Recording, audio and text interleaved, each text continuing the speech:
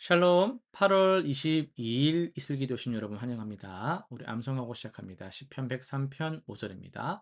좋은 것으로 내 소원을 만족하게 하사 내 청춘을 독수리같이 새롭게 하시는도다. 한 번 더 합시다. 좋은 것으로 내 소원을 만족하게 하사 내 청춘을 독수리같이 새롭게 하시는도다. 아멘. 오늘은 에스겔 20장과 21장입니다. 한 장씩 살펴보겠습니다. 20장은요, 이스라엘 장로들이 이제 하나님께 묻고자 나아오는데요. 하나님은 오히려 그 질문 자체를 거절하시면서 애굽에서부터 광야 그리고 가나안 땅에 이르기까지 반복되어 왔던 이스라엘의 그 반역의 역사를 낱낱이 되짚으십니다. 세대마다 되풀이된 배신에도 내 이름을 위하여 진노를 거두셨다라는 그 반복된 표현을 보셨죠? 하나님이 참으신 이유가 이스라엘의 자격이 아니라 자신의 이름과 성품 때문이었음을 보여줍니다. 그럼에도 이 장은 심판으로 끝나지 않고 흩어진 백성을 다시 모아 거룩한 산에서 예배하게 하시겠다는 회복의 약속으로 마무리됩니다. 21장으로 갑니다. 하나님은 칼의 심상을 통해 임박한 심판을 극적으로 선포하십니다. 바벨론 왕이 예루살렘과 암몬의 라빠 사이 갈림길에서 점을 쳐 예루살렘을 향한 길을 택하는 이 장면은요, 이방 왕의 미신적인 점술조차 하나님의 주권적 심판의 도구로 사용될 수 있음을 보여줍니다. 낮은 자를 높이고 높은 자를 낮출 것이니라는 이 선언과 함께 유다의 마지막 왕권이 완전히 무너질 것이 예고되며 그 자리는 오직 마땅히 얻을 자가 올 때까지 비워질 것이라 이렇게 선포되고 있습니다. 오늘은 20장을 중심으로 좀 말씀을 내 이름을 위하여란 제목으로 전하겠습니다.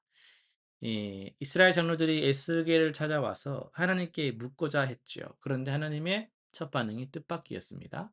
내가 내 목숨을 걸고 맹세하는데 너희가 내게 묻기를 내가 용납하지 아니하리라. 예. 하나님은 그들의 질문에 답하기를 거절하십니다. 그리고 그 대신 이스라엘의 오랜 역사를 처음부터 되짚으신다고 말씀을 드렸잖아요. 우리가 기억하고 있는 것도 참 있듯이 애굽에서부터 이 광야, 약속의 땅 가나안, 그리고 새로운 그런 또 뭐 여러 가지 세대에 걸쳐서 반복된 하나의 패턴들이 드러난단 말이죠. 하나님이 은혜를 베푸시면 백성은 반역을 했고 하나님이 진노하려고 하셨지만 결국 참으셨죠. 이 반복 속에서 가장 눈에 띄는 구절이 9절, 14절, 22절에서 세 번이나 등장하는 동일한 표현인데요. 내가 내 이름을 위하여. 이 내 이름을 그 이방인의 눈앞에서 더럽히지 아니하려. 이런 부분들을 잘 보십시오. 하나님이 이스라엘을 진멸하지 않으신 이유는 그들이 너 회개해서 내가 용서해 줄게. 이런 게 아닙니다. 이스라엘 행위 어디에도 하나님의 그 참으심을 정당화할 근거는 없었어요. 하나님이 그런 멈추신 이유는 딱 하나입니다. 자신의 이름과 명성 때문이었습니다. 만약 하나님이 애굽에서 인도해낸 백성을 광야에서 완전히 멸하셨다면 그것을 지켜보던 이방 나라들은 이스라엘의 하나님이 자기 백성조차 구원할 능력이 없다고 조롱했을 겁니다. 예전에 모세가 그렇게 말한 적이 있잖아요.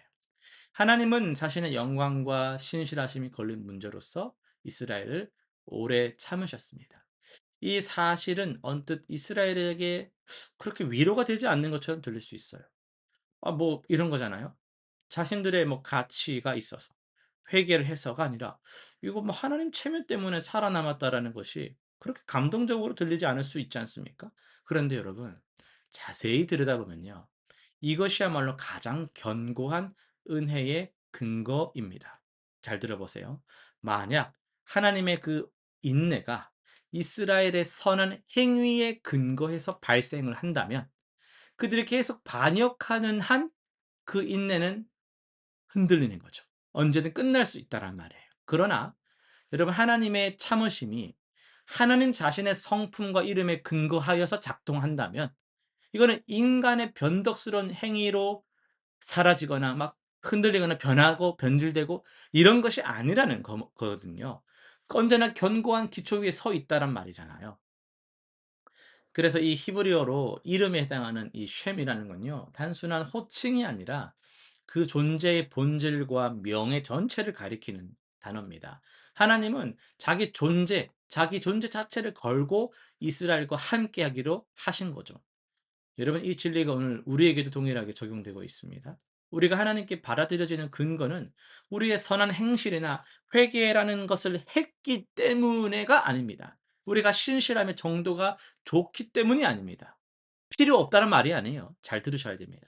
우리도 이스라엘처럼 은혜를 받고도 얼마나 자주 반역해 왔는지를 돌아보면 많이 부끄럽죠. 그런데 하나님이 여전히 우리를 붙드시는 이유는요, 우리가 자격이 있어서도 좀 이전보다 낫다 이게 아니고요, 그리스도를 보시기 때문입니다. 그리스도 안에서 자신의 이름을 걸고 우리와 언약을 맺으셨기 때문입니다. 요한복음에서 예수님은 아버지께서 자신에게 주신 자들을 하나도 잃지 않겠다고 말씀하시면서 그 근거를 자신의 이름과 영광에 두셨어요. 율법을 다 지키시고 완성하셨죠. 의의 그 충만함을 우리에게 전가해 주셨단 말이에요.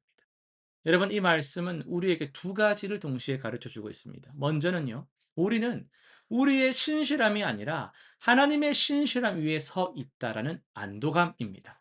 그리고 동시에 하나님의 이름이 우리를 통해 나타난다라는 사실은 우리에게 좀 거룩한 책임감을 주고 있어요. 우리가 어떻게 살아가느냐, 이것은 곧 세상 앞에서 하나님의 이름을 드러내거나 또 가릴 수 있는 일이 되기 때문인 것이죠. 오늘 말씀대로 생각하면서 우리 실천 사항 세 가지 한번 정해 볼 때에, 오늘 하루 내가 하나님께 받아들여지는 이유가 내 행위가 그럴싸해서가 아니라 하나님이 신실하셔서 이라는 것을 기억하면서 안도하며 감사의 삶을 살아가시길 바랍니다.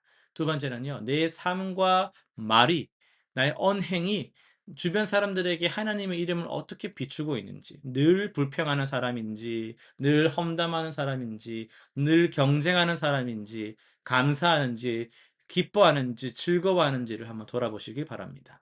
3. 반복해서 실패한 부분이 혹시 있다면 자책 대신 하나님의 참으심을 신뢰하며 다시 한 걸음을 내디디시기를 주님의 이름으로 축원합니다. 기도하고 마치겠습니다. 하나님 아버지, 나의 어떠함, 자격이 아니라 오직 주의 이름 때문에 오늘까지 나를 붙들어 주심에 감사를 드립니다. 그 신실함을 우리가 바라보게 하시고 그 신실함으로 우리가 기뻐하게 하여 주옵소서. 이제는 우리의 그 삶의 열매를 통해 주님의 이름이 영광 받으실 수 있도록 의의 삶을 즐거이 살아가는 주의 자녀들이 되게 하여 주옵소서. 예수님의 이름으로 기도드립니다. 아멘.